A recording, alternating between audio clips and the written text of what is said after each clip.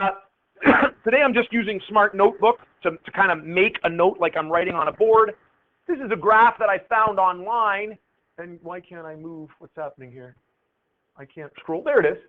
This is a graph, and I remember when I was in high school, we looked at this as well. And I remember thinking to myself, oh, am I going to talk about length and hair? And I got thinking, I don't want to do that. But to be honest, there's really no other good data that I could come up with that really works well to illustrate what I want to talk about here. All right. So you don't need to write anything down here yet. I'm going to write some stuff down here in a moment. But the reason this is good information is because it goes back a long way. And in the end, the data in this graph here is stopping at 1925. Why would people long ago be very interested in the lengths in the hair? Yep. I would say no, not this case. Yep. It's the fur, right? So this is in North America, fur trade scenario. You know what I mean? So because the trappers were very, interested in the lynx and the hare because they would have caught them both for fur, they took good data in terms of this. And so we've got some old data. All right. So here we can see the snow hare or the snowshoe hare, and the numbers, again, fluctuate at a particular period. All right. So the term fluctuate simply means they go up and down. All right. And the term period means that it's repetitive. Okay. In physics, we use the term period a lot. All right. We can talk about a pendulum in a clock having a particular period, the time it takes for it to repeat. We talk about in astronomy that something like the moon going around the Earth has a particular period. All right. It takes a certain number of days to do that. This is repetitive, and we could measure the time between each of these peaks, and we would get the period of rotation, not rotation, but of repetition. Two things to notice. When the hare numbers go up, notice what happens to the lynx. By the way, the lynx likes to eat the hare. The lynx numbers go up.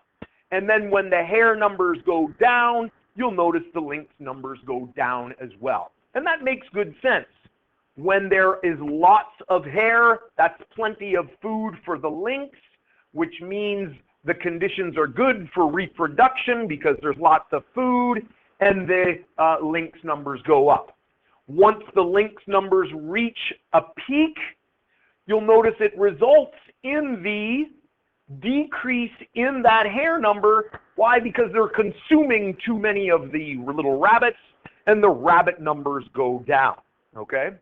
So two things, and again, I had to look this information up because I'm not, this is not my, right on the front of my forehead here, information. It's not something that I know.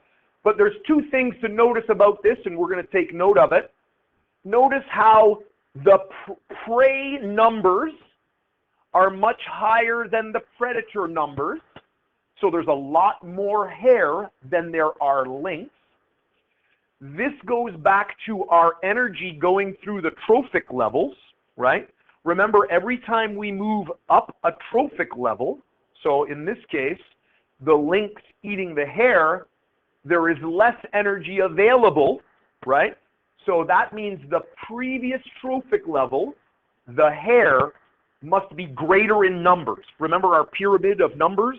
Lots of things on the bottom, less here, less, and then that top guy, the least.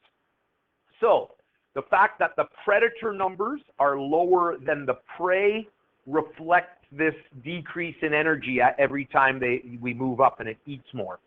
A second thing to notice is that there is a little lag behind the peaks where the predator peak is a little bit behind the prey peak.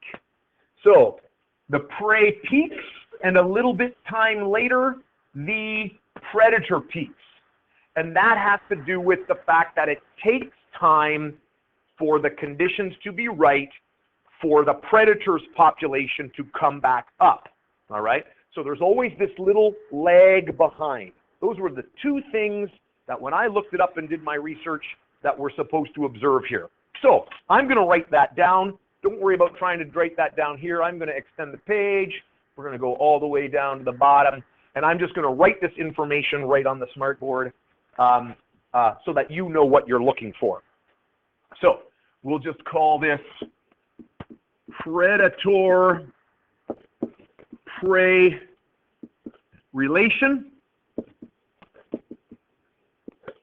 All right. And again, we haven't defined it, so I'll define it here for a moment. Predator, and again, I like to use few words. The predator hunts other animals for food. The predator hunts other animals for food.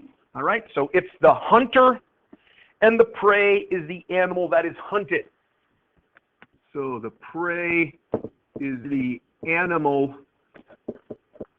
that is hunted. That's good enough for food, right? We get the idea. And those are terms you've probably already had. That's great. I just want to make sure you've got it in your notes. Okay, so before I do a little sketch of what we just saw, I want to relate this to something that we've already seen. So I do want you to sketch this. So at this point, I'm going to draw a little axis here, okay? And I just want you again to put population, and again, I want you to put time.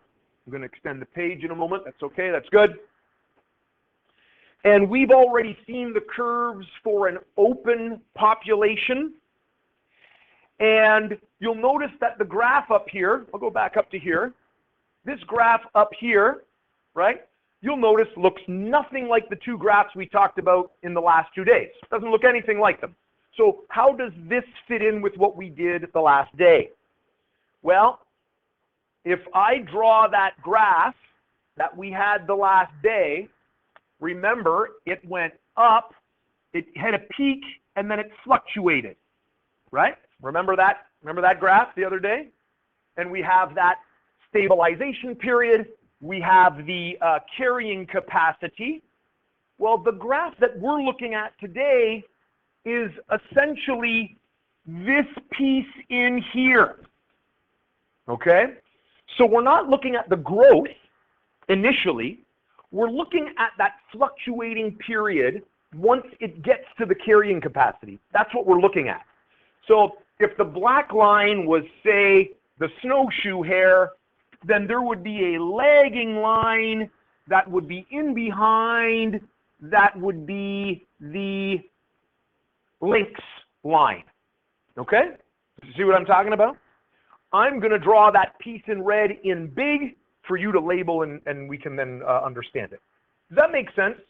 So this does fit in with what we did the last day.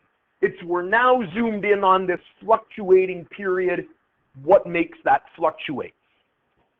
So I'm going to scroll on down, extend the page, and I'm going to make another axis.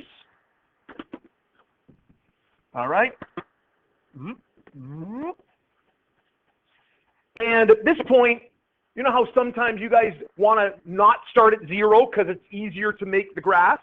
That's what we would have done here. We would have maybe not necessarily started at 0. So that the marking I like to use is something like this. Has anybody ever taught you that type of maneuver? That's probably Jess's favorite thing. I don't want to graph at all. Can I just put that squiggly thing? Sometimes you can. Sometimes we don't want you to. If we were looking at the population growth from beginning, we wouldn't want to use that squiggly thing. But if we want to zoom in and look at that fluctuating area, we do want to zoom in. So sometimes we do and sometimes we don't. So all I'm going to draw here are two different curves. If you have two different colors, pen, pencil, if you want to use a dashed line for one versus the other, it doesn't really matter. But I am simply going to draw a line that represents the prey, and I'm going to make it fluctuate fairly big. All right, a fairly big fluctuation. Okay, because I just want to illustrate it simply, what we saw on that kind of chaotic graph. All right, so for me in this case, the green is the prey. All right, and again, if you've got a different color, that's awesome. If you don't, you could use a dashed line for the next one, as long as you can identify the differences. And I'm simply going to use a different color for the predator, and I'm simply going to have it lag behind. So it may be going down at this point, and then the bottom part down here, and then go up. So I'm going to have it go down a little bit, and its peak is going to be just kind of in behind the peak of the other one. And it doesn't have to be perfect, but notice I have the peak where the green one is coming down. I know that's a difficult thing maybe to sketch, but it doesn't have to look beautiful. It's just that the peak is in behind the other peak, okay? And this is going to be our predator. Predator. Okay. All right. It doesn't have to be perfect. Doesn't have to be perfect. And I'm just going to, oh, we should label those axes. That's horrendous. Look at that. That. If somebody came along and saw that note, it would make no sense. What is this axis going to be? Population. And what's happening here? And again, it's still time. Population versus time. Excellent. I'm going to extend this page so I can finish off just talking about the two important things.